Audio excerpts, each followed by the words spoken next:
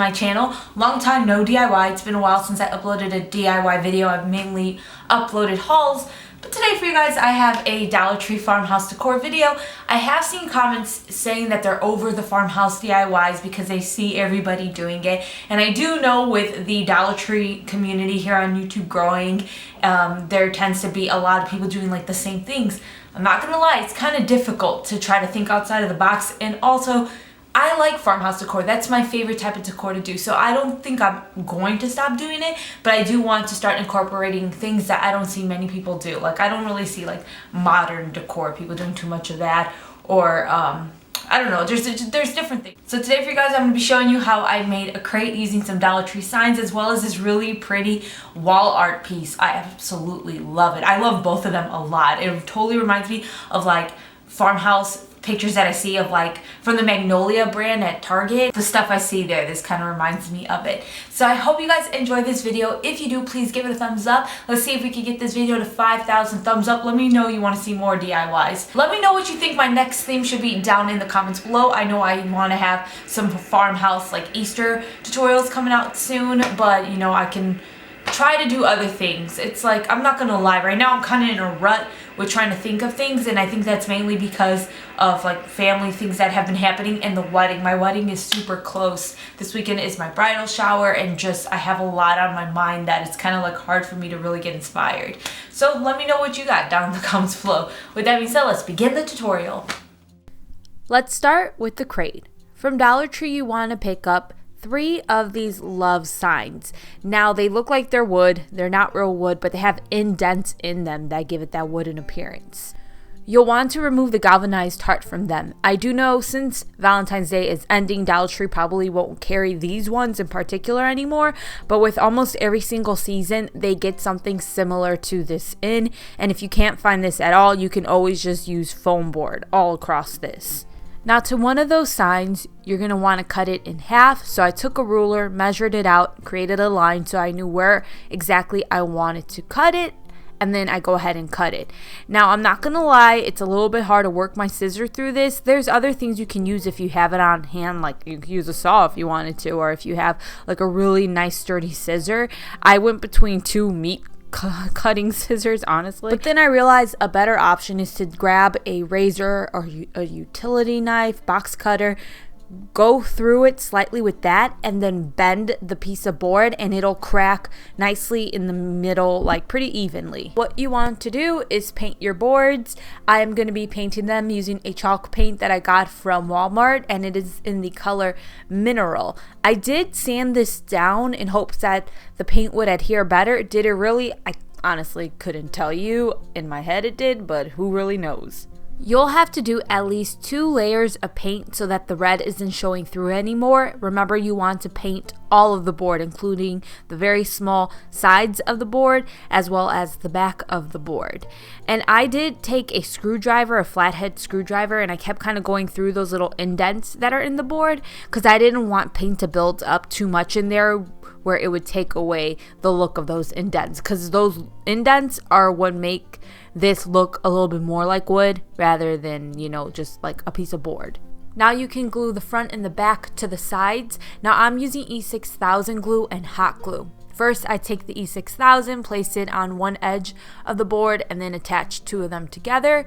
And then I just kind of use something to hold the board up because E6000 doesn't glue on the spot. Like, it takes a while for it to dry up. So I need something to hold one of the boards up while the glue is drying. And that's where hot glue comes in handy. I go ahead and I put some hot glue where 2 of those boards meet. That way the E6000 can dry, but I really don't have to worry about the boards falling apart away from each other. So I do that 2 times. I glue like one of the longer pieces to one of the shorter pieces, and now that I have 2 pieces like that, I then attach them to each other to create the crate, and I do the same thing. I use the E6000 glue, and then I use hot glue. I wanted to add a little more to this crate. Dollar Tree right now is carrying these Easter signs that have a galvanized piece of metal on the top and the bottom. So I remove those pieces and I cut them so that they fit the front and the back of my crate, and then I just glue them on, and it just added a nice little extra touch. Now I'm going to paint Farm Fresh on the front of the crate. I'm going to be using the stencil stickers from Dollar Tree. These things are so good. I highly recommend them. They hold their own and they're really easy to paint with. So what I'm doing is I'm cutting out the letters I need to spell Farm Fresh, and then I use a ruler to kind of measure out the space that I wanted to say Farm Fresh on my crate. And when I do that, I then put the stencils down and then I just paint over them.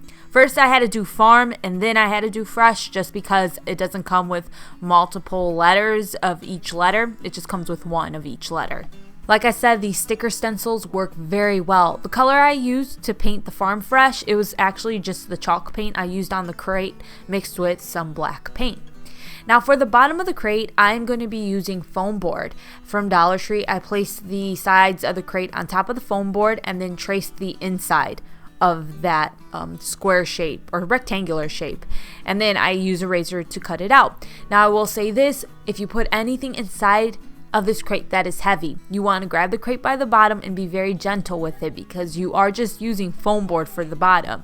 And when I glue it together, I place the foam board inside and then put hot glue around the edges of the inside of that crate at the very bottom where the signs and the foam board meet. So again, if you put anything heavy, you got to be careful because it's foam board at the bottom and glue that's holding it together. If you're wondering how I decorated the inside of the crate, I actually used some craft paper looking boxes that I got to dummy up the bottom, so then I could decorate the top of it. Now that's it for the crate. Again, if you're going to pick it up and you're going to put heavy things inside of it like I did, you just want to be gentle when you pick it up. Now moving on to the wall art. From Dollar Tree, you want to pick up 2 of their 11 by 14 picture frames. They're the biggest ones Dollar Tree carries, and you want to choose whatever border you want. I got this brown border. Now what you'll do is you will remove the glass from the inside of those frames and paint them with a chalk paint. I'm using a spray paint chalk paint. Just paint the entire thing black. You can use regular chalk paint that comes in like tiny little bottles from like Walmart and Michael's. Once you have that glass painted, you can then put it back inside of the picture frame, as well as the other contents that came with the picture frame. So you should have 2 pieces that look like this. I'm going to be using some of those self-adhesive stencils again. This time they've got like this flower print to them. Now I'm using the one that has like, looks like this. I don't even know what I'm going to call it, but it's the one that looks like this. And I am going to be painting that stencil along the bottom and top of my picture frame. So I place it down and then I use white chalk paint to fill it all in. I do wish I had 2 of these stencils on hand, because after I painted 2 of those picture frames, the stencil, not that it started to lose the adhesiveness of it, it just started to bend a little bit funny. The chalk paint I'm using again is from Walmart, and this color is an Ivory. You'll do this to 2 of them, and once they are all finished, you are going to glue those 2 frames side by side. To do this, I'm using hot glue. You probably want to use something more sturdy, but if you do it the way I did, to make sure that those 2 picture frames stick together, you can put popsicle sticks down the center where those 2 frames meet, and this will make sure like it isn't going anywhere, that it's going to stay put. Now I wanted to add a moss wreath to this. I have shown you guys before how to make moss wreaths from Dollar Tree. I will link one of the tutorials down below for you guys, but I found this moss wreath at Target. It was only $5. It's much more simple to just buy it than to make it, so I just decided to use this one. Now to hang it to the picture frames, I'm using a command strip. You can get the white ones from Dollar Tree or the clear ones, which are from the Command Strip brand. And what you're going to do is you are going to glue that to the picture frame, or you can use the adhesive that comes on the back already. It's up to you, but I glued it on. And then I hang my little wreath. Once I have my wreath hung, I am done with my DIY. So I hope you guys enjoyed these Farmhouse decor Dollar Tree DIYs. The wreath isn't from Dollar Tree, but like I said, you can make it using Dollar Tree products. And again, that is down in the description for you guys. Thank you so much for watching. I will see you guys next time. Take care. Bye.